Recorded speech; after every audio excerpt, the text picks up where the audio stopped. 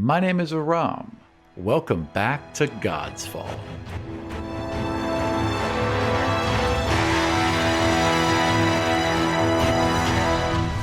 Godsfall is a custom fantasy story told through the lens of a Dungeons & Dragons game that is played and recorded in Washington, D.C. and written and produced in Chicago. Hi, my name is Steven. I'm playing the 5th level Dwarf Paladin, Torvik Wildtongue. My name is Doug, and I'm playing Doro Knot, 5th level Halfling Rogue. Hi, my name is Michael. I'm playing Zion Preeton, the 5th level Human Sorcerer. Hi, my name is Kelly, and I'm playing Rena Falaval, a 5th level Wild Elf Ranger.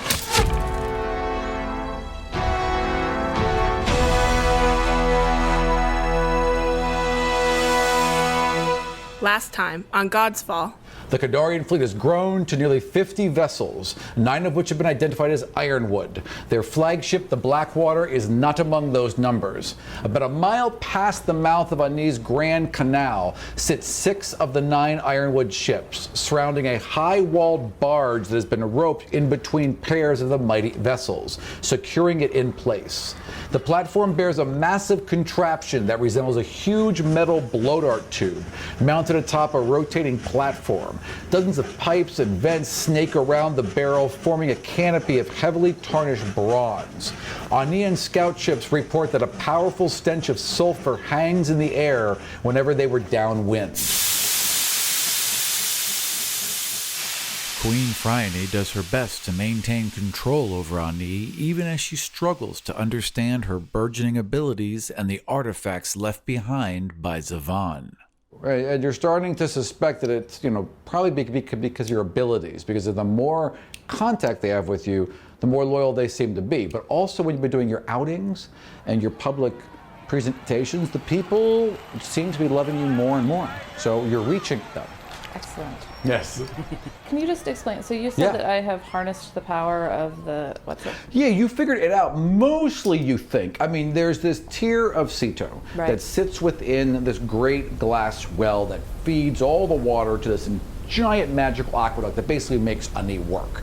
And you knew that you read through a lot of the old God King's notes that he took upon this artifact, basically, this powerful thing that was given to him by the old god of the sea.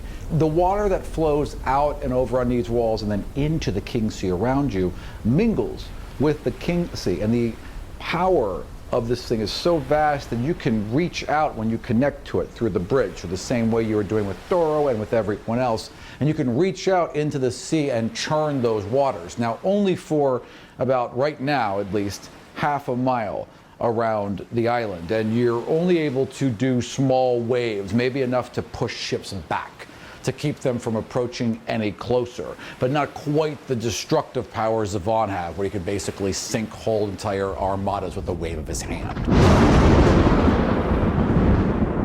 But you're working on it. Obviously. Yes, absolutely. Everything takes practice, man. That's right, exactly.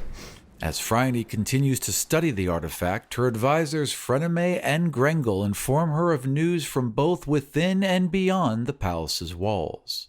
The Snow Spire, the Elven Tower of Snow and Glass has grown a bit more insular since the death of one of their princes. As useless as he may have appeared, he was favored by his mother. However, they have agreed to send his brother as an envoy on their behalf and seem unworried about the blockade. They say he'll arrive tomorrow morning.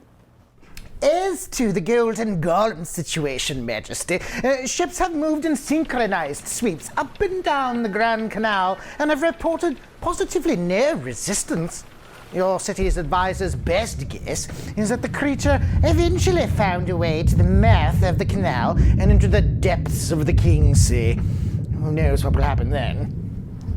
And one more thing, Majesty. I have a little something for you.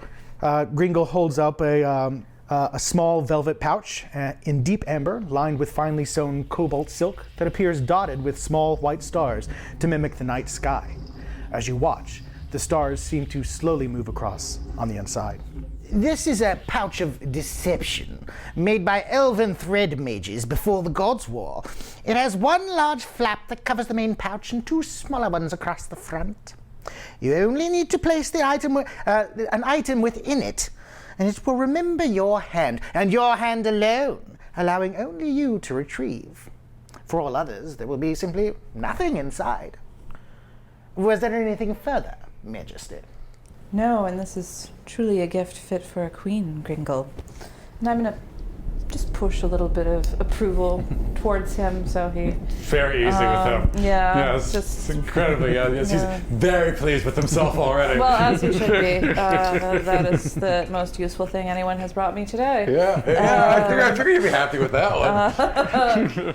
As the queen admires her new possession, a guard bursts into her chamber, gasping for breath. Ma'am, I'm so sorry for the interruption, but it's important. Brannick is missing. Missing? His cell is empty, it is locked, the guards have never left, he's just gone.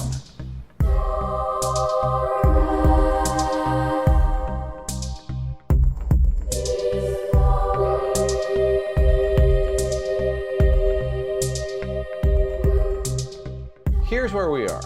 You've been at sea for several days now, and you are heading directly towards Ani, and you are heading there to basically pick up the corpse of your brother. I mean, there's a lot of other, matters of state thing you have to do while you're there, but you're there to go get the corpse of your brother, who was killed tragically during the Wallite Uprising, or the Brothers of Zavan. Yes, I believe the Wallite is not their preferred term. No, Wallite is not their It's a preferred derogatory term. term. Yeah. Now, you are on one of 3 of these elven ships, and they are gorgeous ironwood vessels with these large ivory sails, and on these sails is the sword and shield of Rylend. And the sword is elven, the shield is dwarven, and the combination of the two represents the founding of Rylend. These ships are the last of their line. You can't make any more. They are grown as much as they are built. The single mast that holds up all the triangular sails is living. It's fused to the deck through its roots. And you can see as the wind shifts, it actually kind of sways with the wind. It bends and moves in ways that other ships simply couldn't. So you are on one of these 3 fog cutters. They are the last of their line. So they were grown with a combination of really, really advanced knowledge of plants, basically, because mosses work as filters that filter seawater. So there's all these basically plants that have been grafted onto each other in order to make the systems on this ship work, including the living wood itself. However, it only works with magic. It can only be fused together with magic. It's still given a spirit, quote unquote. That's why many people believe that the ship has a life and a will of its own. Not like a real intelligence like you and I would know it, but it has some direction and will, and perhaps even a sense of mischief and humor about it. Interesting. Yeah, a good example of that is happening right now in front of you. As you are on deck, looking out upon the first glimpses of the city of Ani, there is a younger deckhand. The ships are run by this group of wild elves from the north in Gal Haldir. These ships were made much like everything that Gal Haldir touches. Everything is a bit of a compromise. These ships are certainly a compromise to the elves. Yeah, they're natural, but there's some dark shit going on to make these ships. Something's not quite right with them. And the only elves that can actually run these ships and keep them maintained properly are from the woods around Gal Haldir. There used to be an alliance between these elves and these dwarves, much like there's an alliance between the elves and dwarves of Rylend. Once the stone burners took over, once that clan of dwarves took over, that was it. They wiped out all those elves and chased the ones that were left to the far corners of the earth, and that's how the ones that were left remained here. They stole these ships and left. So they basically took the navy of Gal Haldir with them. But this is all that's left, is these 3 ships. One of these elves, a young one, is around the main mast, which is a living tree. It's a living ironwood tree, and it's got ropes and vines off it that are used to sailing and rigging, or to tie down a sailing. And he has gotten himself entwined in them. It seems to have wrapped around his shoulders, and you can actually see one kind of coming around his neck. And he seems a little panicked, but he's trying to hold his ship because he also knows that His superiors can see him. There's nobody else around? Nah, it's pretty much just you on deck. Everyone else is like either towards the front or back, like getting ready to approach on me. Right. I'd like to watch him and see if he can get out. Okay. So he struggles for a bit longer, and he gets his leg caught. There's like a couple vines around his neck now, and he's definitely a little red. And he's got like one hand cupped under them. I mean, and he's pretty caught. He's pretty caught. He's not getting out. All right. There's nobody else around? No one has noticed yet. So I walk up to him, I draw my sword, and I cut the vine. Roll to hit. They roll with advantage. So it means you roll twice, and you keep the highest one. 19. You have a +2 to hit with any sword, basically. So +2. So 21. 21. That should do just fine. So with the one clear, like, you just go right through this series of vines around his like shoulder and his neck, and you can see the ship like shudder. The whole mast kind of groans for a second, and you can hear like this deep sound of like wood groaning against wood beneath you, and the vines curl back. And it's a little. These ships have always been a little unsettling, even to you. But you've always believed that it's a ship. Yes, it may be alive, and yes, it may have some feeling, but it does what it's told. It's a ship. It's a tool. So you cut it, and it goes back, and to show it some authority. So those vines will grow back, right? Oh yeah, absolutely. It'll grow back. Scott, perhaps, but it'll grow back. So you slash at it, and it pulls back, and the elf drops to his knees for a second. He's coughing, and then he stands up. And he's like, stands at attention. He's like, "Thank you, sir. I'm sorry. I apologize.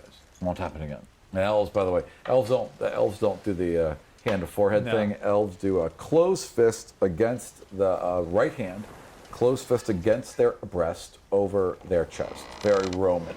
I walk away. You're just gonna leave him there? I'm just gonna leave him there. Yeah, well, he has to remain there until he is relieved, so That's he fine. will remain there. He's gonna remain there. All right, excellent. All right, I'd like to return 10 minutes later. Okay, all right, so. Oh, that's unfortunate.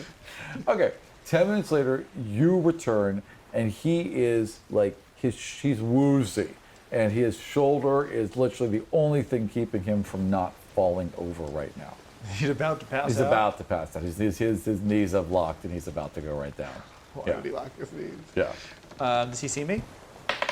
Yes. Okay. He stands straight, and he passes out.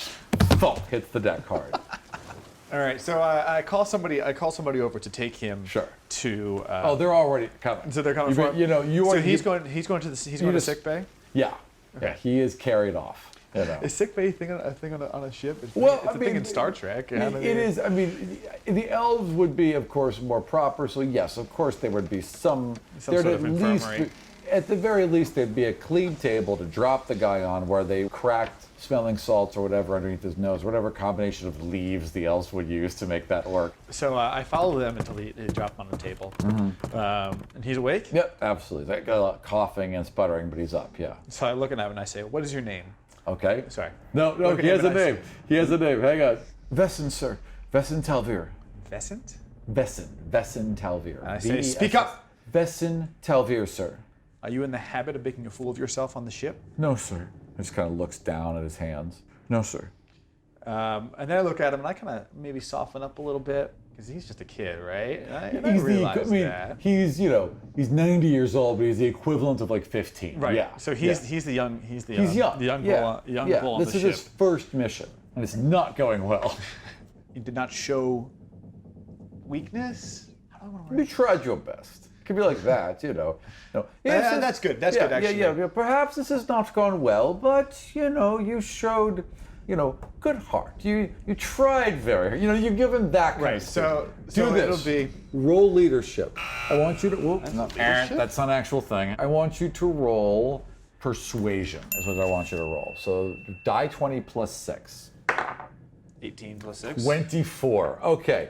You give him a very condescending but empowering pep talk. You manage to do both things. The smart people in the room, the officers, are definitely hearing you dress the kid down.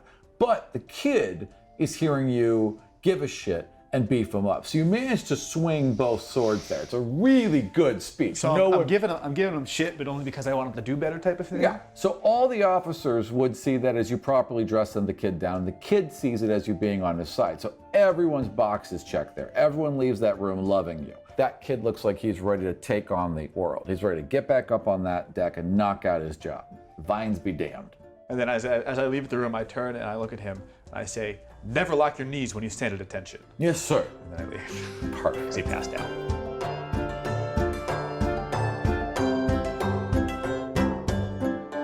Two other people on this ship. You've just dealt with Vesson. And, very well, actually. Dealt with him, walked off, taught the young lad a lesson. And now you're walking through the halls of your ship and you're heading towards the chambers of Enere. And Enere is also very well known she's your grandmother. And she is the matriarch of your house line. And she's known affectionately to you all as Mother Aster. She's known as this for the indigo and pink flowers she grows in her garden. All this gorgeous asters. She always seems to have live ones on her and in jars all around her. As you knock upon her door and she calls for you to enter, you step in and the smell of these flowers hits you because there are fresh asters everywhere. You've been at sea for 3 days, yet there are fresh asters everywhere in her room. She would insist on it. Have a seat, dear. And she gets to her knees. She's a little heavy. She's a little, arthritis even for an elf. I mean, she's lived a long time. And she greets you and takes your hands and sits. She insists on pouring you tea before you say a single thing.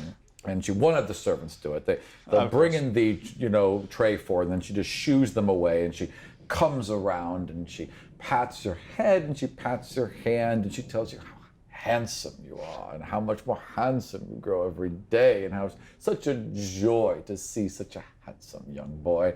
And she pours you some tea. Say, grandmother, you spoil me. Of course I do, child. You have to spoil the good ones. The idiots are too plenty.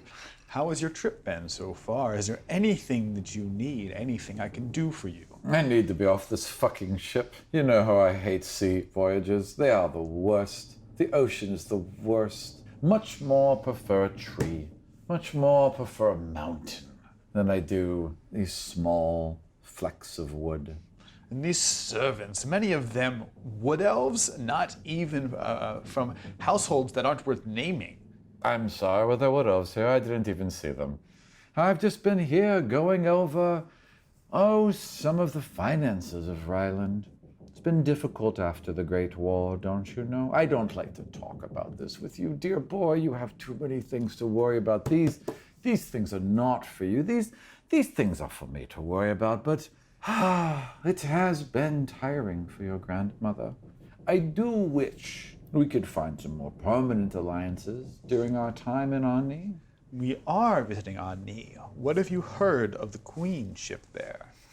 Well, it seems that she is a queen without a partner. The two doves, as they have been known, are no more. Only one remains on the throne.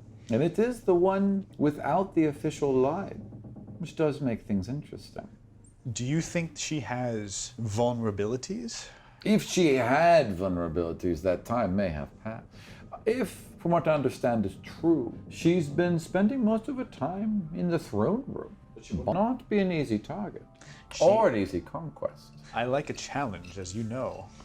That was a little weird. I like a challenge. Yeah, that was a little weird. You know I like the Roger and Good, Grandma.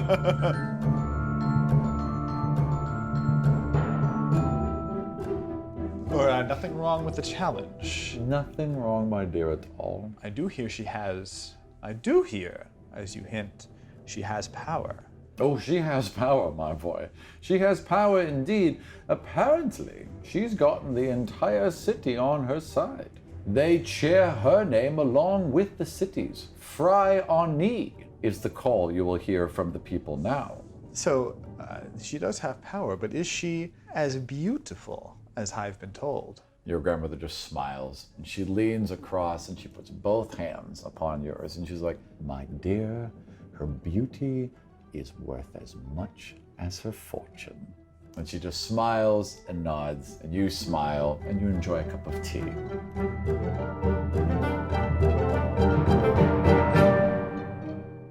The rest of the trip goes uneventfully. While that's happening, you, the night before there's going to be this big arrival, you are told that Brannick has vanished. All right, so Brannick has just disappeared. Vanished, my queen. Some random guard. Yeah.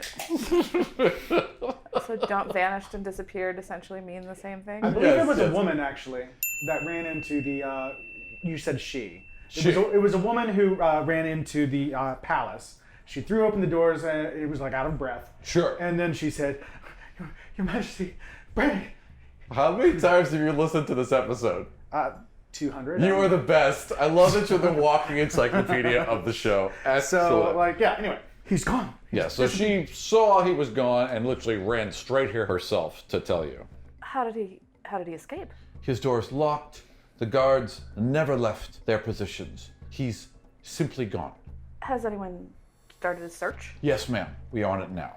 And as you're saying that, you actually hear a couple horns in the distance. Perhaps we should question these guards. Of course, ma'am. They'll be brought here immediately. Gringle can take care of the... I shall see to it myself, Majesty.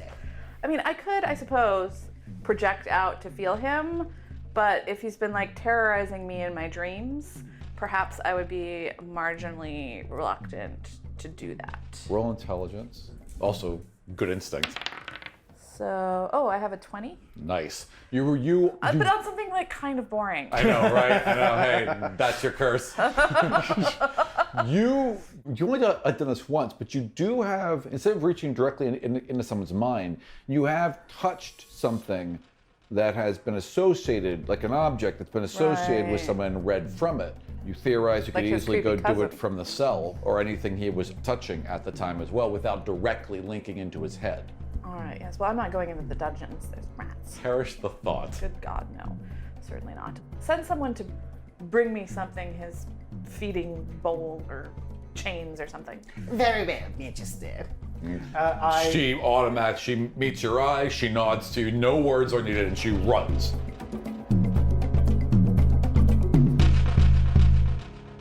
All right. She well trained. Is she back? Yeah, sure. Okay. Is there anything you wanted to do in those 12 minutes? I've already given my report and everything, so I'm just... I suppose you're clearing the chamber. I had a thought. I would like to put about in certain quarters that within Ani and within the palace there is the greatest treasure ever known, and it is stored in such a way as to be thief-proof. Excellent, Majesty. I shall send the appropriate birds about. Subtlety is my specialty. There's also Frenemy. Yeah, Frenemy. Yeah. But she, I think, she would be a good source of it, yes. Is Yeah. Frenemy still here? Did Oh, we send, totally. or did we send her off? She's. I don't think she's been sent off yet, has she? I haven't Yeah. listened. No. I haven't listened to it at all, so... At your beck and call, Your Majesty. Yes, both of you. Just begin to spread the news that there is treasure of unmatched glory that is in such a secure location that no thief could ever hope to touch it. Of course it's here in Ani. Where else would it be, my queen? Right away. And she would rush off. Chat.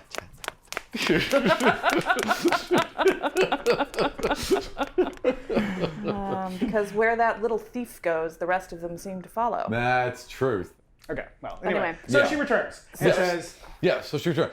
And she's Yeah, got and we planted basically the seeds one of to the look- leg chains. One of that the was, leg chains. Yeah, Okay. that was around him. So I am going to steel myself up to touch it because I... Do you dismiss her first? Do you want people to know you can do this?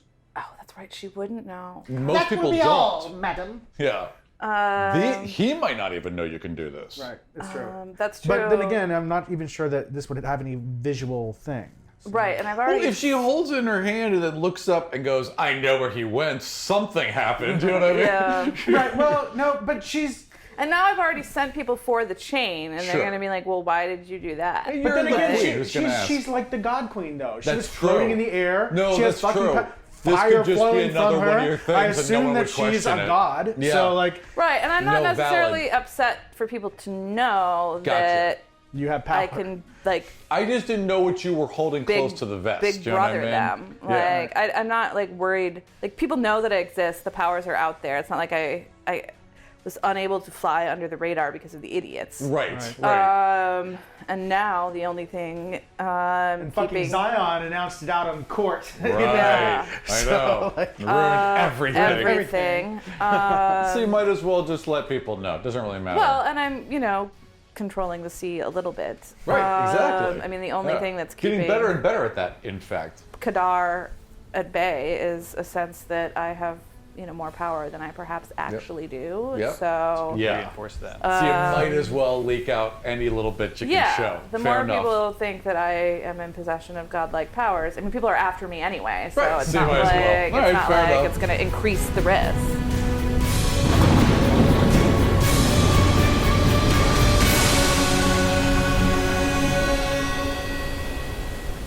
Roll wisdom. So, All right. but I don't want. I will take the chain from her. Totally. Because I don't want any kind You of. don't want any interference. Just you and the chain. And I need Fair to enough. focus on. I will picture a tiny head. Great Get girl into that chest. little tiny mind of his. Right. And perception, you said? I know. Just wisdom. Just a straight wisdom. That went off for some 14 plus 2, 16. Perfect. All right, so you hold the chain in your hand for a while, and it grows very cold, and then you can hear like wind in the back, like just past your ears, just behind you, like a growing, steady wind, and then you feel pulled. Like, have you ever had a dream where you step into a hole and you feel that lurch, like you've Like fallen? a falling baby. Right, exactly. Yes, exactly. Just like a falling baby.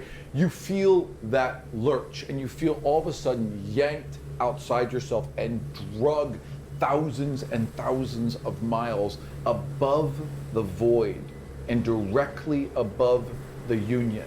And then you feel sucked down into the Union, and there's chaos and orcs and blood and fire and screaming.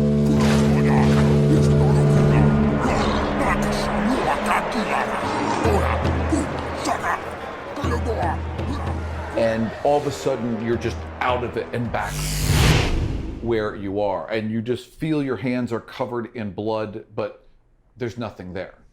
That's disconcerting. However, useful. That's all. Yes, Majesty. Gringle bows and leaves the chamber to begin his machinations. I need to look up. God, I really don't know. Is there That's any okay. spell where? Because what I would like to do is sit on the throne underneath the tier of Saw. Sito, yeah. whatever. The thing, and use that to like further amplify and channel and see if I can control that vision and sort of wend a path under my own direction to see if I can learn anything more than just like an impressionistic. Control the vision. Yeah, like I'm being pulled in this object and trying Sure. to amplify that with this artifact, but I need some time to focus on it. Sure. So what I would like to do is, in addition to making sure guards are posted outside, there has to be some sort of spell that is like an alarm. Oh no! Remember, one of my things is that no one can ever sneak up on me. Correct. No one can ever No sneak one up can ever on you. sneak up on me. You are alert. And you have also a so- +5 bonus to your initiative as well, I believe. +7.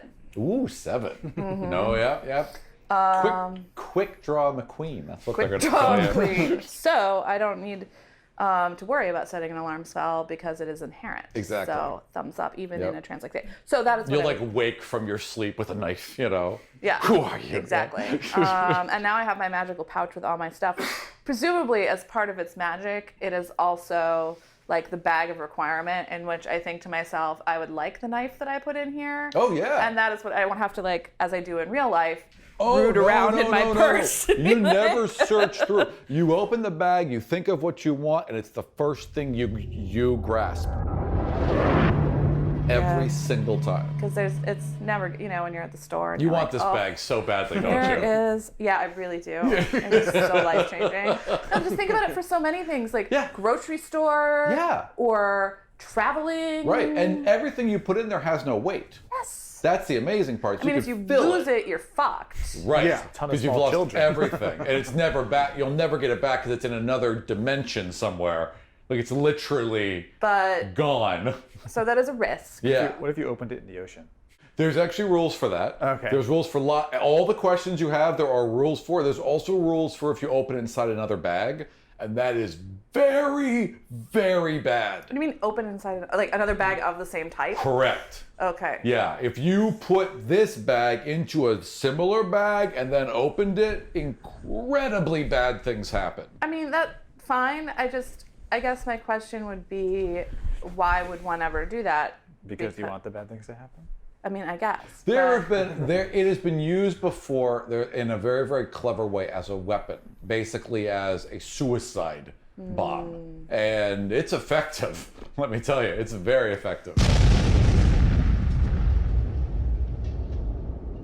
Well, maybe we can really just lean into some gender stereotypes, and what I can do is start a magical handbag collection. And so, I'd like the Fendi version, and the Chloe version, and the Balenciaga version. Get you some magical heels to go along with it, some magical sparkly shoes. Yeah, that's just a great idea. Like the Jimmy Choo. Right. There's no place like the palace. There's no place like the palace. I will have, like people who have like their wall of handbags. I'll just have my like wall of magic bags. Wall of magic bags. Yeah. There are a lot of magic bags. Well. We'll get on it. Send them to the far corners of the land. Forget all this artifact shit. Bring Forget every where the magical idiots handbag you can what? We're just find. gonna take a real left turn here, and I'm gonna start collecting handbags and whatever the Aenean version of like a reality show is.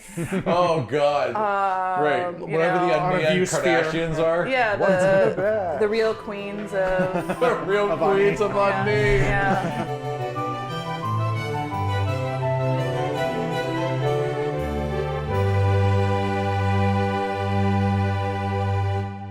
Yeah, I think, throwing mead in one another's faces. Sure, yeah. How dare you? Yeah, exactly. They have one. You told me you love me. They're civilized. Exactly. Anyway, so that is what my current I want to explore this further and see if I can control it. Okay, sure. So you're basically going to spend until the delegation gets here. Or, well, I'll see how we go. But yeah, I mean, a couple hours. A few hours, Yeah. like really focusing on this and trying to see what I can see remotely. Roll me 3 wisdom checks. 3 wisdom checks. Oh, that's not good. 8. Okay. That's better. 20 with the bonus. Nice. And 21. Nice. The first hour is foggy. I mean, it's like it just keeps sliding away from you. You're trying to form a bridge in between this artifact made by this old god that you still really don't understand all that well, and your own abilities, which you still haven't really quite mastered, and this new ability which you only used once or twice. It feels like you're always sliding on a radio dial, like you just can't quite hone in, even though it makes no reference here, but you know what I mean. Right, so it doesn't exist, right? Well, yeah. Maybe I can get a magical tote bag for donating. Yeah. Ooh, another bag. But eventually, it just starts to feel right. You start to feel like you're honing in. And you are, once again, pulled outside of yourself, but it's a much more gentle pull now. Instead of being rocketed into the air, you're kind of gliding. You glide out along the walls, following the water from the main tier of Cedo and just out towards the spill docks and then down into the King's Bay and then quickly over the waters, very, very fast, but in a much more pleasant, enjoyable way, winding down through the south until you get to the Spear of Jarden.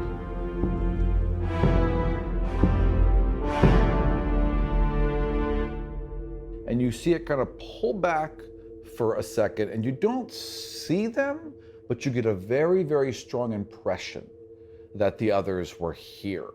You know they were here. You never saw any of them, but you definitely felt that they were here. And maybe just for a second, you saw Oinkers walk to the edge of an observatory in a mountain, huff, and then slam a door, and then you kind of pull away. You're not quite sure what the hell that's about, but you just People saw are that. obsessed with that pig anyway. I've never understood it. And then it pulls way, way back again and over the Union in the middle of the void. And now it goes to the very base of the Union, and you're starting to see floors. There's a floor of fire and air and water and wind. There's a floor that seems like a jungle made up of birds and animals and trees from all over the 5 kingdoms. There's a floor of ocean. There's a floor that's a maze. There's a floor that's sand. And you just keep kind of pulling through all of these levels until you get to the very top. And there's the God King. And he's hunched over. And looks withered and old. And as you hover there for a second, his head snaps back. And his eyes glow blue. And he points towards you. You should not have come. And then you're back to where you are.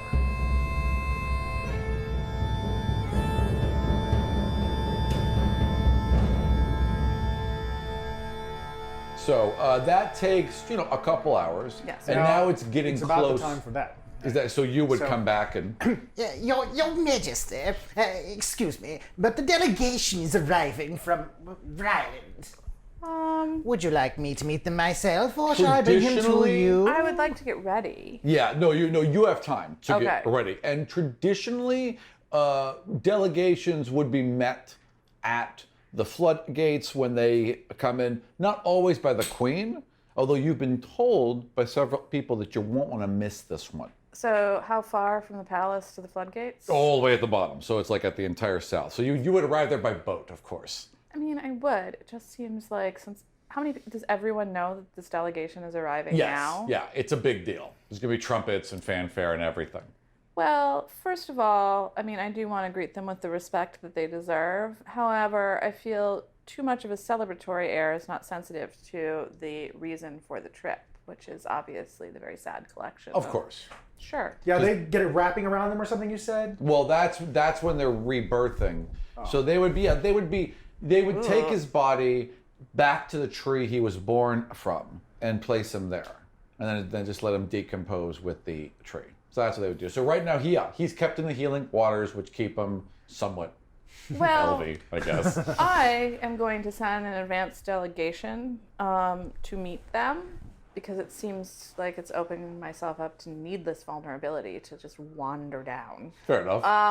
And so as not to offend, I will be sitting vigil in the palace mausoleum to treat him with the queenly solemnity that his death deserves. Excellent. With a guard. So let's say the mausoleum is in the center, because that's where most of the government buildings and everything would be down there. So it'd be an official king's mausoleum, I would imagine, somewhere within this main area. Would it be on the palace grounds? Would it be on the palace She's not grounds? wanting to leave the palace, I think. Oh, is the okay, point. sure. Yeah. So the mausoleums, actually, no, that works because there's that huge garden in the inside walls. Yeah, perfect. So I will go with, I'm keeping guards. We're not sending everyone down. Totally. That's pure foolishness. Yeah. And, The official- as part of the official greeting, the queen awaits you. What's his name again? Which one? The dead guy.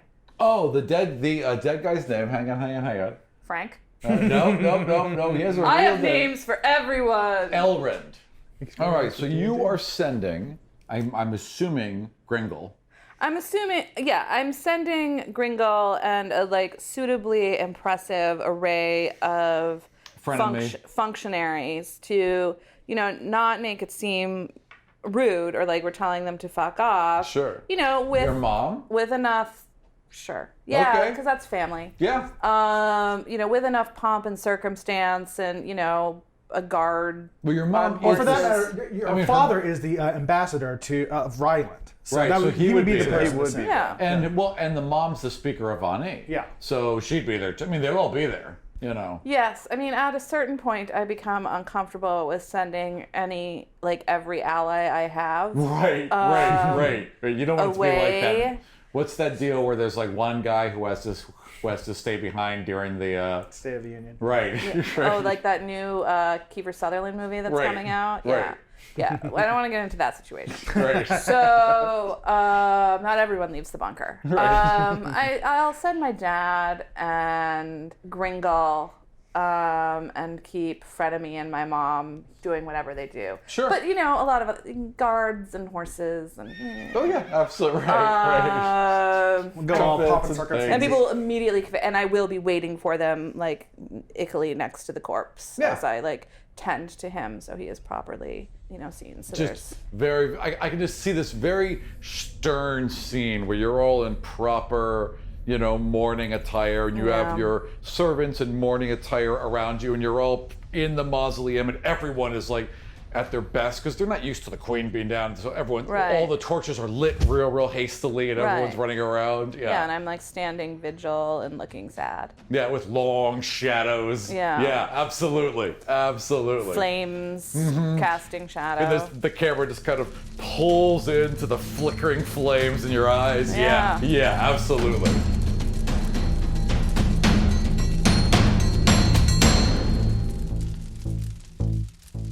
As this is happening, your ship is coming around the southern tip of Ani, and the floodgates and main walls are cresting into view. Ani is a gorgeous city, especially towards the evening. As you approach the mile perimeter and the blockade, right? They start to pull in sails, and some of the elves on deck begin to chant.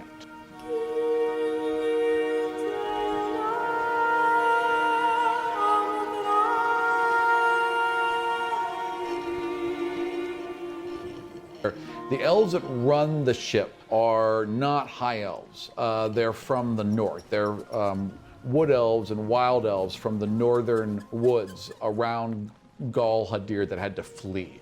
They're the only ones who know how to build these ships, and now that no one can build them anymore, they're really the only ones that know how to work them or communicate with them sometimes. You're not really sure at all times whether it's running the ship or, you know, negotiating with the ship. And right now they're chanting.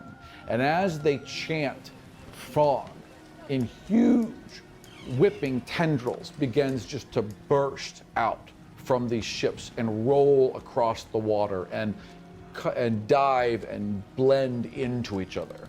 From the shore, what you all can see is that the night has just fallen. The last rays of sun have dipped below the horizon. Lights come on. There's a twinkling and a yelling of dwarven voices, and then you turn to see one of the Haldirien dwarves that were exiles flip this huge metal switch, and some sparks shoot into the air, and then lights everywhere. This yellow, warm light just come on. All those little strands that have been hung all up and down the bay, and all those little glass bulbs that have been hanging off it light up with electric light for the first time ever in Ani.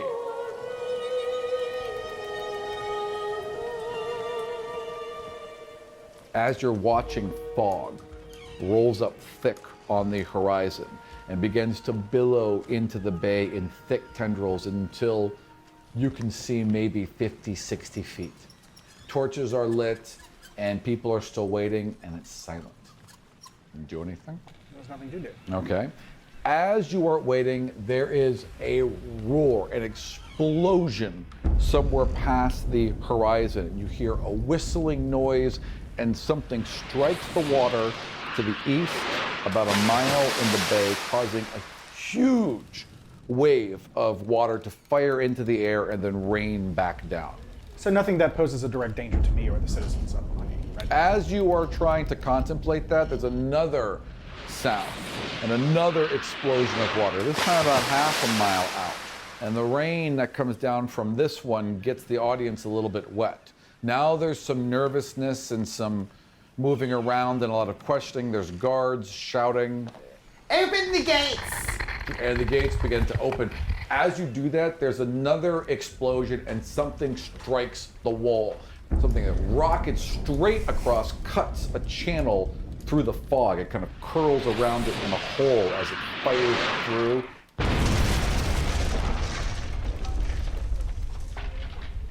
Explosion of smoke and fire, and there's panic for a second until the smoke clears and the walls are unblemished, untouched in any way, and the cheers of the people go up.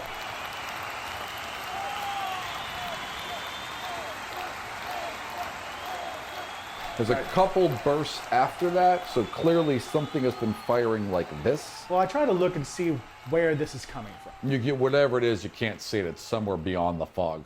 Okay. And every time it fires, it cuts a hole through the fog, but the fog just fills right in. And after the 5th shot, there's some cranking and some mechanical noise somewhere in the bay, but there's no other shots after that, and people calm down. Feeling pretty good about my decision to stay in the palace. I think it's a decent decision. And a few minutes later, once people have really calmed down and it's grown silent again, roll me a perception. I don't know what my perception is, but I rolled a 19, so probably. That's fine. So you're the first one to see. There, you know. There it is. And the sails break through the fog, and 3 elven fog cutters slide into the bay. They are gorgeous ironwood ships with single sails, and they've got the symbols of, the elven sword and the dwarven shield. They're clearly all from Rylend, and they pull into the bay, trumpets sound, people cheer, and as they do pull in, you can kind of see the fog receding back and vanishing along the water. Close the gates! Close the gates! The gates are closed behind them, and they pull into port. You guys arrive in Ani. The gorgeous glowing walls of Ani are seen. Also, this electric light that you had heard tale of, but you had never seen before, is now lining all the bay along it, and it's impressive. The technology is gorgeous. This is clearly dwarven, and it's fine, right?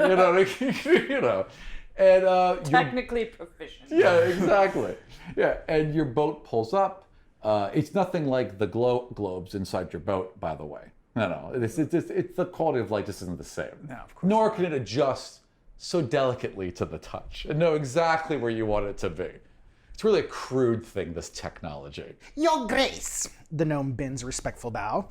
I am Chancellor Gringle, full keeper 2 of the inches. throne and Her Majesty's private secretary.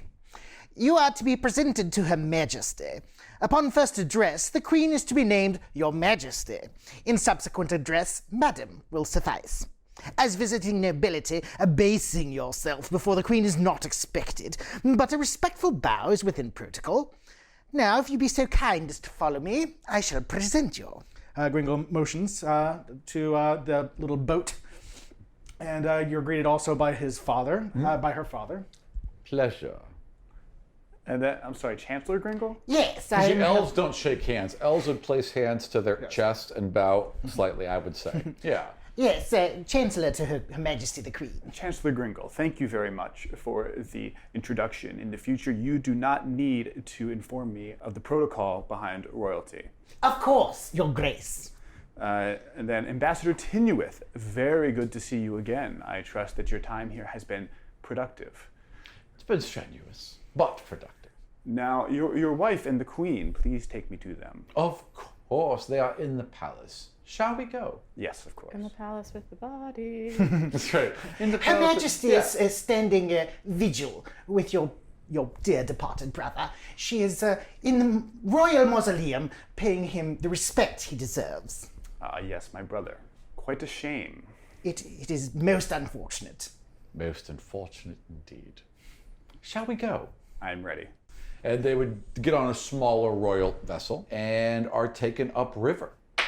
Sure, Nothing happens. Okay. So You get to the mausoleum. Yeah, but it is gorgeous. I mean, the whole thing is well lit with all this beautiful twinkling light. As you get kind of to the central area, you can see where the dwarves are fiddling with it a bit. There's like this large central pillar where a bunch of the wires are going off, and inside there you can see several shards of this pink and purple stone that are sitting in some sort of like bath with a bunch of wires and salt maybe coming off them, and they're just trying to like arrange them, and then they close that again. The lights seem to pulse for a moment and flicker and then steadily aglow. You're taken through the central canal, you're taken through the royal gardens, and you're taken up to the front of the palace and led off directly at the front gates. There's this bay of Ayus as you pull in. The lights that are electrical have also been strewn all around this bay.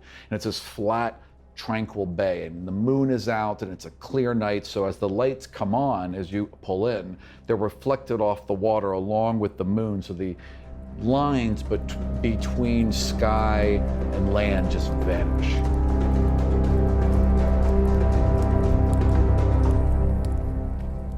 You are let off. There's trumpets again and bows and a smaller delegation, just her father and Gringle and a few guards lead you down into the mausoleum. Your Majesty, members of the court, might I present His Grace, Lord Haldir Loran, first heir of the House of Loran, Knight of the Order of the Rylendic Star. Gringle turns to the Queen.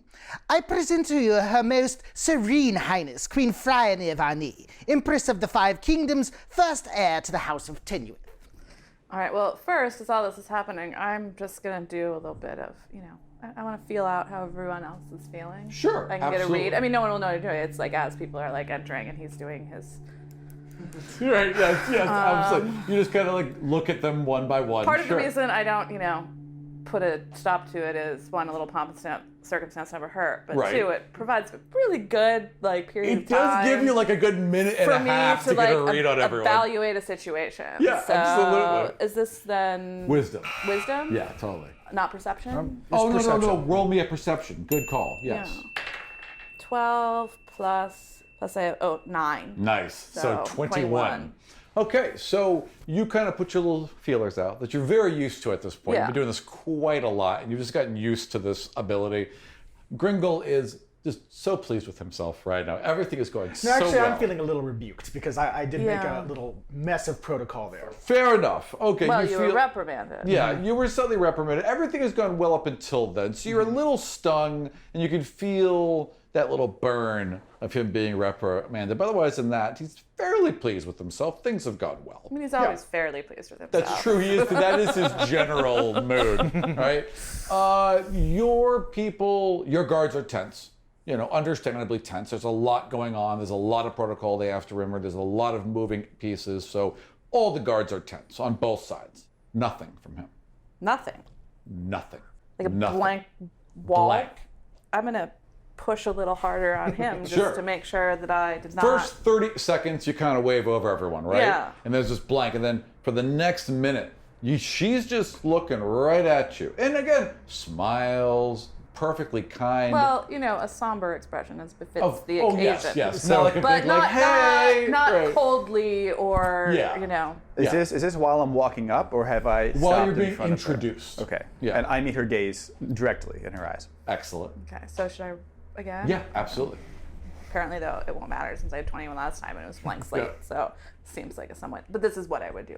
Fair. Yeah. No, something absolutely. is awry. Yeah, totally. Well, that's definitely not going to work because I rolled a 6. You feel like there's no reason why you shouldn't be able to read him. No. And you feel like you can touch. In fact, you don't even feel like you can get to him. Like you can just touch the outside edges, and there's just something, not so much blocking you as just like. A void. Like erasing him would be like something is masking or erasing or making whatever the hell it is. It's like he's not there.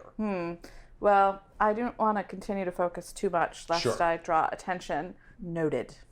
And so I, after I'm introduced, I of course I bow, and more pomp even that is necessary, not excessively more, just slightly more than is necessary, and I introduce myself to the Queen first. Roll performance. Performance? Performance is a thing, right? Yep. Yeah. Yes, because I always would trip. So that's a die 20? Yeah. Weirdly clumsy. That's true. 4 plus 3 is 7. That's unfortunate. All right, so you do bow, and you do make a little bit of a show of it, but it's a little too much of a show. It's what you're doing is trying to be respectful, and you are respectful, but it's almost like but it's kind of clear that you're trying to be respectful. Or like it's like a parody almost. It's not mocking. It's not. It's definitely not into mockery territory. But if it went any further, But it's not cool. it's not. It's a little too much. It's a little too much. My name is Haldir Loran. It is a pleasure to meet you. I have heard very much about you and your amazing abilities. Your city is gorgeous, and your escort was very professional and adequate. Lay on a bit thick. That works well. Good. Excellent. Well, I'm so pleased you found it adequate. I am sorry to greet you under these circumstances. Hopefully we can move forward in adequacy together. And I'm a little bit more impressed because she's matching my sassiness. I don't know. It's probably not That the seems word. fair. Yeah, you're both relatively the same level of sassy. I like that. But I say, but I say yes. That is indeed my hope. And then Perhaps we can hope to aspire to something even more than adequacy. And then I turn to my brother, who is dead. Who is dead because he requires some I also sort was of. woefully inadequate in life. So he woefully. Speaking of inadequacies, which I would say if this was the proper moment. In your head, it's what you said. In my head, I say my brother was indeed woefully inadequate, as you put it. And so I turn to him, and whatever proper. Elven death ritual. Elven ritual, Sure. yes. Yeah. Some in my elven language. Like the I say mourner's something. Kaddish in Elven. Yeah, basically. Well, yes, of course, this is the proper place for him to rest before he returns to his tree in Rylend. The only time any Rylend elf, I feel, is near a tree is birth and death. I'll be back to it at some point. Goodbye, tree. It's so nature adjacent. Oh. We have prepared chambers, we have prepared a meal if you wish to rest and refresh yourself.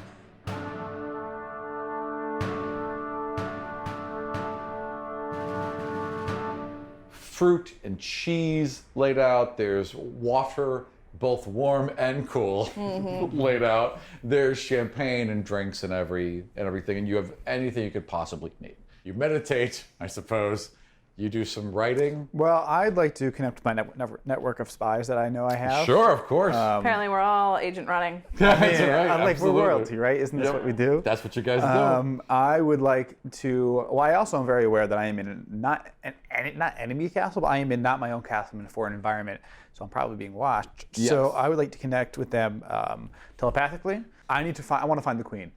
If she's out and she's surveying the land, I know where she was. I know where she was once. And has anybody seen where she is? And how are you finding her? Well, I should have. Do I have agents in various cities? Yes. Okay, so I want to connect. I want to connect with those as soon as possible. Who do you want to connect with? So you have an agent. You have agents in the major cities. So you would have you'd have an agent in the capital of Ryzan. You'd have an agent in Tidewatch. You'd have an agent in Port Bliss. You'd have an agent certainly in Rylend. You wouldn't necessarily. You'd have an agent in the Emerald Keep. I want to connect with all of them. Kind of like a check-in type of thing. That's difficult because you can only cast this spell twice per day before you need at least 4 hours rest. Oh. Yeah. Okay, well, it's a good thing it's evening, so I will check in. Then I just left Rylend, so I'm pretty sure she's not there. Right. Fair enough. That would be surprising. Surprise! And I know, and from what I know now, she is surveying her kingdom. What is part of her kingdom? Everything. Okay. Everything the light touches. Everything not consumed by the storm is the Queen's kingdom. So what are the Supposedly. What are the most But major? obviously not. What are the most major cities? The most major cities. Okay, so the Southern capitals, Shield. right? Well, the Southern Shield's the old capital, but Right, yes. but it's a larger city than King's Landing or whatever. Yes, right? it is. Or So, King's- not King's Landing. King's whatever. Don't get us sued. King's Isle. King's shush, Isle, shush, whatever. shush. So, King's Isle. You can't copyright names. It's true. You can't copyright names, which is why that's still named River Run, and I never bothered to change it. So, King's Isle is the capital. However, the Southern Shield is the largest city in Kadar and the old capital of Kadar. Capania is the capital of Ryzan. The Sun Sea and the Twin Towers of Tidewatch form the capital of Wessel. Sort of. Sort of, yeah. Because Wessel is a bunch of different republics, but their These main 13 city estates combined under a semi-unified thing. Yeah, basically. And then Brennus is run from Skyhaven. Okay, so not any of those. If she was there, the people don't know she's going to try and stay under the radar, right? Fair enough. The other major capitals, Port Bliss is certainly one that's just the major trade port of this area. Okay. You could certainly say the Bluffs would be a major area, but it's so close to Rylend. The Breach is of course huge, but it's mainly just about resource gathering. So can my followers also communicate in this way with each other? No. Not necessarily his followers. Was he like a high priest or something? No. So, okay, they can't communicate. So how it works is that you have to communicate with them 25 words or less, and they can immediately respond in 25 words or less, and that's it. Okay, so I'd like to go. A tweet. I'd like to go from city to city. So I would have somebody in each major city, not necessarily every city. Sure. Just each major city. So the major cities I'm gonna have to look at anyway. Yes. So let's go 12 o'clock and then just go around. So what's first? Capania and then Port Bliss. So Port Bliss, I'll have report in. Okay. And then what's the next one? If we're going from Capania? Yeah, so Capania at dead noon. Where's Capania? Right here. So if we're going dead Or noon. like 1 o'clock. Yeah? Well, if we're here, I suppose. I see what you're saying. All right, so I'll hit Capania and then Port Bliss. I'll hit Capania and then Port Bliss. Okay. And then I want those two reporting in. So, you sit at your desk, you clear your room, you splash some water on your face, you get the damn furs off you, because who wants to have like 40 pounds of fur and cape on them? Apparently Hamlet swirling his cape. The point is not Like not how it feels, the point is how it looks. Have you showed her the picture of you? This is the picture of me. Doesn't look great. That is ludicrous. He wants to swirl a cape. Do you have? Is that like a fur helmet, or are you holding someone's head? He's definitely holding a head in that picture. That is an orc's That is head. an orc's head. So you're like Indiana I told Jones. you I was proficient, more than proficient in swordplay. Most held single-handed. He So was you're not like Indiana lying. Jones, like mild-mannered academic. Yes. But He's then had a Mild-mannered academic He's had a good swashbuckler. education, Yeah. the same as you. Well, and I'm less mild-mannered. That's true. well, That's true. but bookish. Yeah. And I'm an academic. Yeah. Through and Elves in general are trained in sword play. Sure. They tried with you But, so like- hard. Remember when they finally just gave you a crossbow and you're like, fuck it, I'll do this. Ding.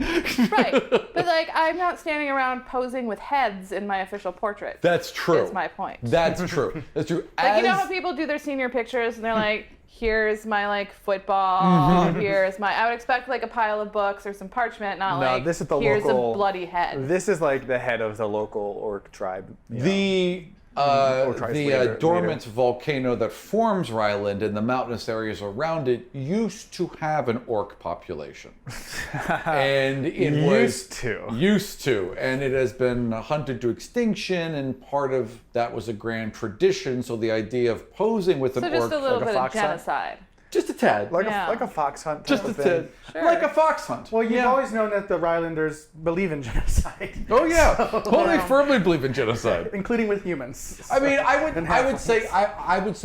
say the Rylanders not so much genocide as they believe in a separation or an exclusion. Separate They're not people. quite as not even crush them all, kill them all like apartheid. Haldir is. Yeah, But you did say if any human arrives there, they'll either be turned away or killed outright. yes, absolutely, 100%. If a human infiltrates, oh yeah, oh absolutely, yeah, they are not allowed on the island.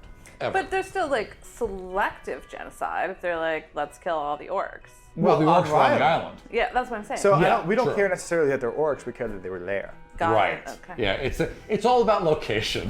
Location. Got it.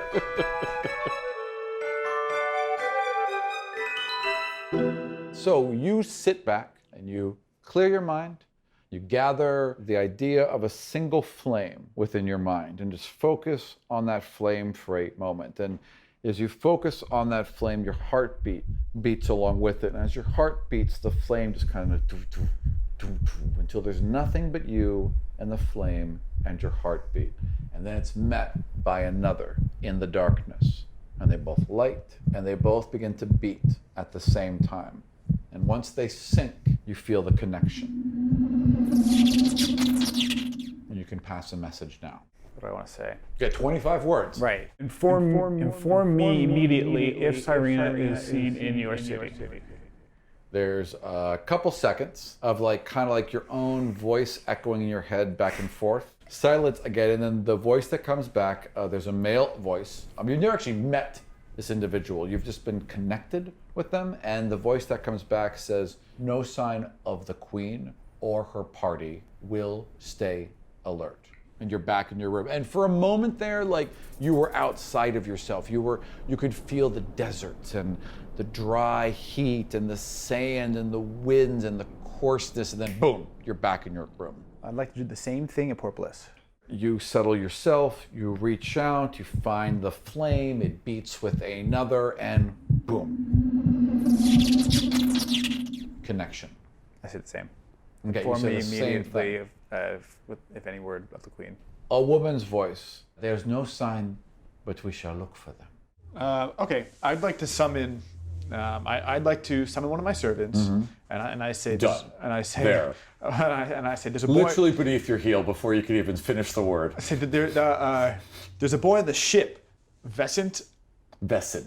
Vessen. Talvir. Talvir. His name is Vesent Talvir. Bring him to me immediately. Yes, sir. And so while he's off getting this guy, Yeah. I'd like to go into my room, my Sure. chambers, and with nobody else around. Sure, and it's big. So like there's an outer chamber where like your guards and assistants and everything are stationed, and then there's an inner chamber that's just your personal room with only a single door leading to it, a couple of high windows that are barred for protection, right? So they have to go in through that door to get to your chambers, perfectly set up for a large contingent to be at your beck and call, but yet have privacy. So I'd like to talk to my patron deity. I imagine I am being watched in this castle. To what extent can my actions in this room be seen and known? Fair call. Okay, so do I have to roll for that? Is that a thing? In a second. Okay. So you have these two very, very tall, narrow windows. Okay, say about 12 feet tall, but only about 2 feet wide. And they go straight. They have a bar that goes straight through the middle, so it's impossible to get through them. But they do let wonderful shafts of light in through this kind of teal blue colored glass. Everything's got this water theme all throughout the main level of this palace, right? Beautiful. So all the stained glass is basically waves and how they would spread from like blue to white to teal all throughout them. In the middle is a large basin of water, and it's fresh water. It seems to bubble up somewhere through the floor into the basin and back out. So it's constantly swirling within it in this very kind of low, lazy tidal pool. Just a little bit on your face here and there, right? Yeah. You know, freshen up a tad. Of course. And then you just, place your hands over it and you just think about this connection that you sometimes feel. You can't really explain it. It's like people sometimes use a phrase, it feels like someone just walked over my grave, when you get that weird chill in the back of your spine. Yeah, that. Roll me a d20 plus your wisdom. That is 13 and 5, that's 18. 18, okay.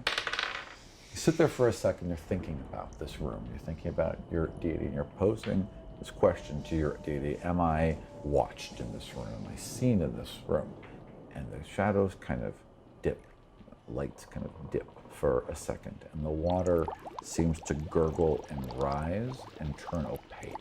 This dark blackness seems to bubble up from this clearness and just infect the water. It bubbles through until it's all this black, almost like oil, but minus the sheen. Light does not reflect out of it. It's just darkness. And after a second, that bubble kind of forms up, and you can see the palace. And the palace shifts in this oily blackness, and it falls back in and it comes back up, and you can see the lower level that you're on, and that falls down and it comes back up, and now you can see the inside of your room. You can see the furniture and the beds and where you are, and there's a little image of you in this oil, and then this weird kind of translucent bubble forms over it, and it's dark and semi-opaque and terrifying, kind of like if onyx could be a bubble, and it forms around you and it holds, and for a second you can feel it and see it all around you, and then just the whole thing collapses back down. The oil recedes into the water and the lights come back up.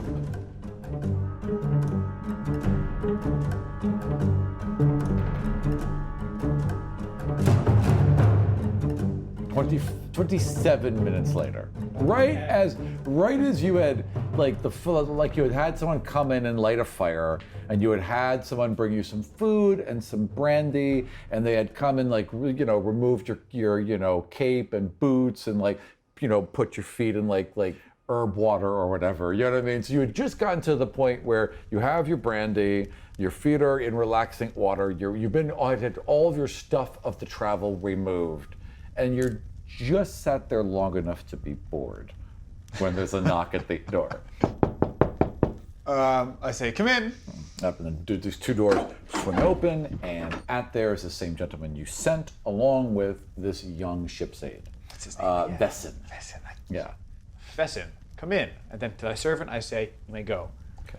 Vessin looks visually terrified. The elves are rather pale to begin with, especially this brand of elves, but the limited color that was in his face has faded. Like, yes, sir. He just steps in. He just steps inside and is just stone rigid, just staring straight forward towards the fire, not looking you in the eyes at all. Not looking me in the eyes, all right. No, he is standing at attention, looking forward like he's supposed to. And I say, Vessin, sit down.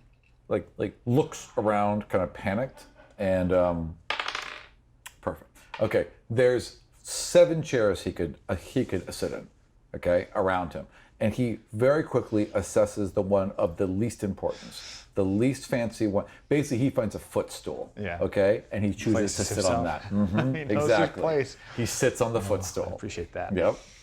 I'll say, Vessin, you must be wondering why I called you here. Yes, sir. We will get to that. For now, I'd like you to tell me about yourself and your family. And first he gives his name and his rank. And then you're like, but tell me of your family, Vessin. There you go. And then he's like, oh, well, sir. And he tells a story about how his parents survived the Gods' War.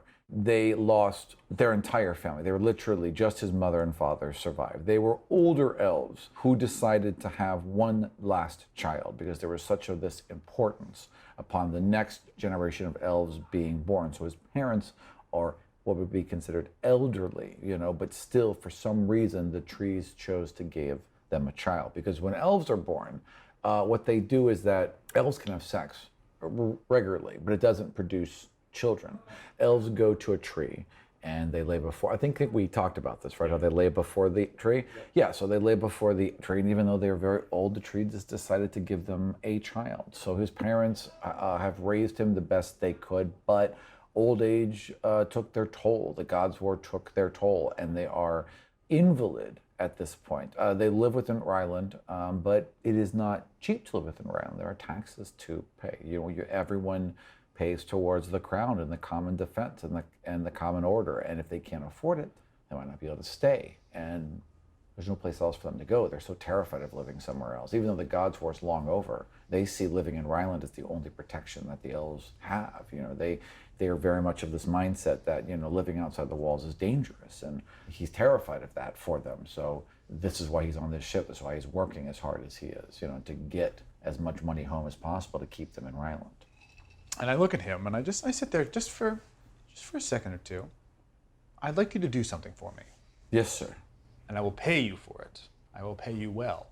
Yes, sir. I'd like you to hit me. And that, what little color was left is now gone. He's like, what? And I stand up and I walk over to him and I look at him and I say, hit me.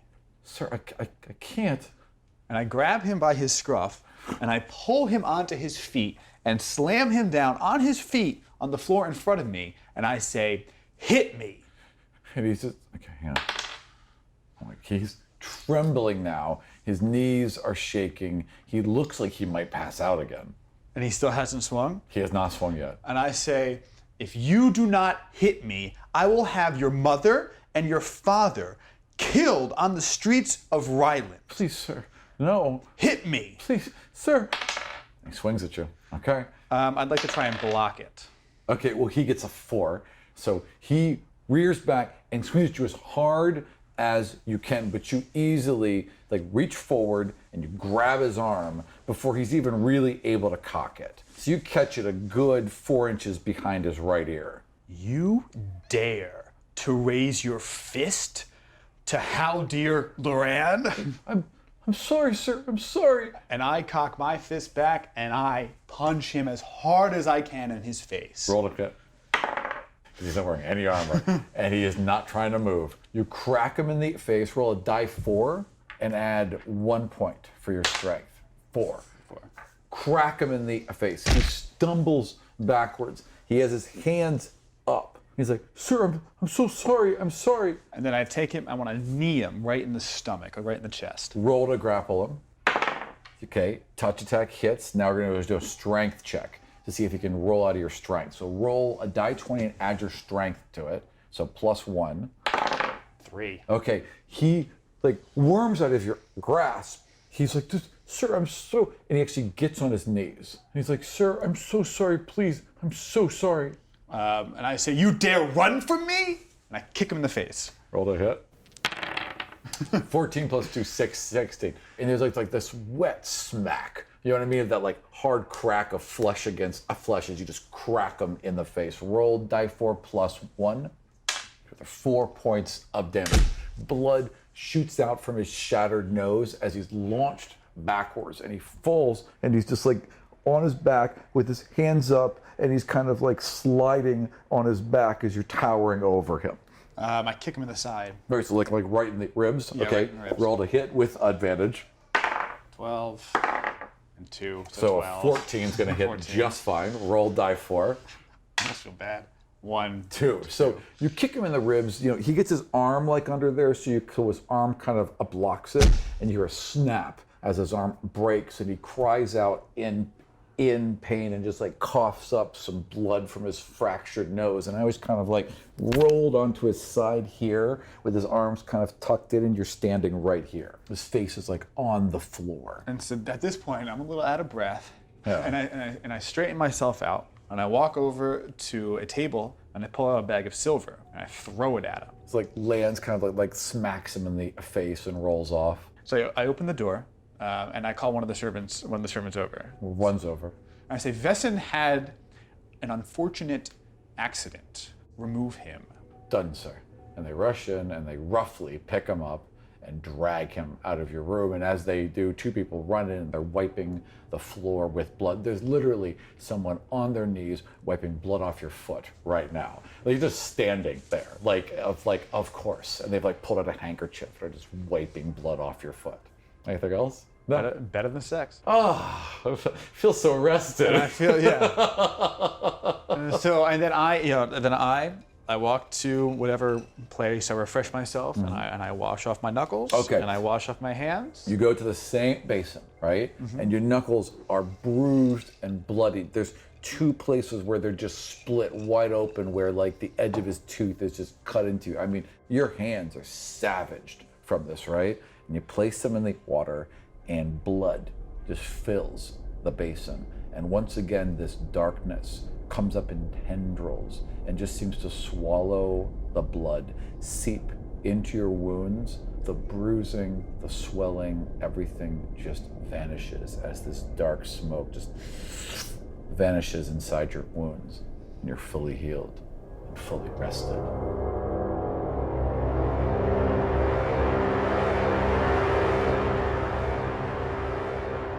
Thank you for joining us for another episode of Godsfall. We have maps, character art, and world notes on our website at godsfall.com, as well as links to our Patreon account and Godsfall t-shirts. If you want up-to-the-minute information about our podcast and the Godsfall World Book, follow us on Twitter at GodsfallDC. We also want to take a minute to tell you about our good friends over at BattleBards.com, who have been kind enough to send us a catalog of all new sounds.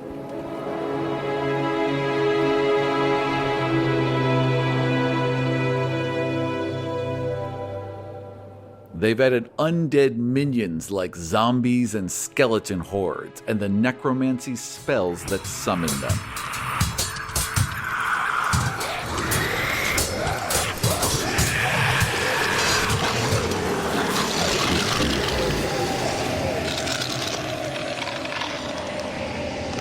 Weather like the roar of a powerful wind and the crash of lightning.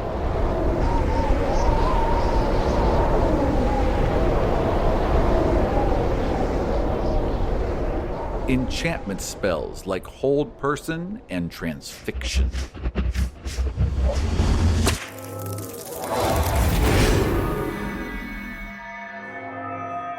Even the gruff, barking tone of a dwarf. So if you want your game to sound as good as Godsfall, check out battlebards.com.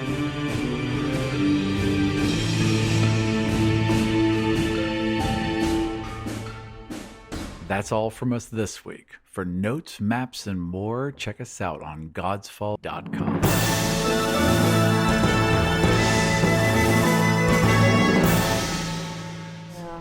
I was really into My Little Pony when I was a kid. You were? I loved My Little Pony. Oh yeah, I won like the national contest, like when you would like send in like a postcard. Yeah, it kind of pisses me off because I feel like I've ruined my like grand prize for all time, and I wasted it on My Little Pony when I was 6. You'll never win anything else. Yeah. So I got like the castle with like 20 ponies and the like stable / like styling salon. You were the bitch that won that? I kept trying. What did you win? I won the castle. No. Oh, it was like a drawing. Wow. Yeah. You like sent in your like a postcard thingy, and Did they call you guys to tell you? No, they like had some. It was very exciting because there was like a My Little Pony cartoon special. Right. And they would announce the winners. No way. Like during the airing of the special, and this was like I was 6, so it was before you could DVS, so I have no evidence of this, right? Right. But yeah, my name came up along with like 2 other kids, and I like lost my shit. That's amazing. And I think my mom too was like she sent it in and stuff for me, but was like. Right. Obviously, my child is not going to win this. Right. And then I did. That's amazing. Wow. That'll show you, Mom. Mom. Mom. Mom. Mom. Mom. Mom. Mom. Mom.